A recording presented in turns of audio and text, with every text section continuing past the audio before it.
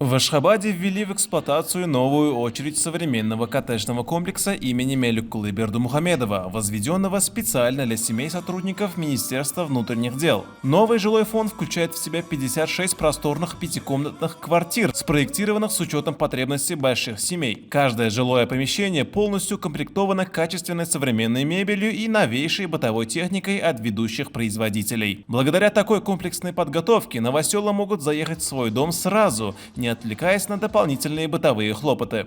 Главной изюминкой церемонии стало живое воплощение старинных туркменских обычаев. Прямо во дворах новых домов развернулось колоритное действо. Женщины выпекали в тандырах ароматный хлеб и готовили в казанах национальные лакомства – чельпеки и пешме. Атмосферу гостеприимства дополняли мелодии дутара и тара, а также выступления детских танцевальных коллективов. В момент разрезания символической ленты в небо взмыли сотни разноцветных шаров, ознаменовав начало новой жизни для сотен семей. От имени президента Сердара Бердымухамедова новоселам были вручены памятные подарки. Завершился праздник культурной программой у белоснежных юрт, где была развернута выставка национальных ремесел, от уникальных ковров до ювелирных украшений.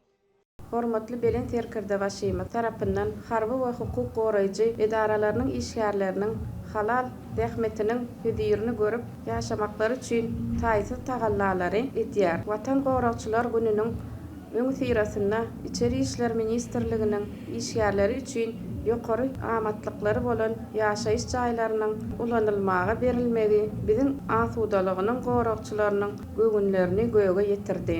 Şu pursatdan peýdalanyp şeýle mümkinçilikleri döredip berýän Türkmen halkynyň milli lideri, gahrman arkadagly gahrman Serdarymyza köp sag bolsun aýdýar. По случаю Дня защитников Отечества нам подарили двухэтажный пятикомнатный дом из жилого комплекса именем Меликулы Бердымухамедова. От имени нашей семьи я выражаю нашу сердечную благодарность нашему герою Аркадау и нашему уважаемому президенту.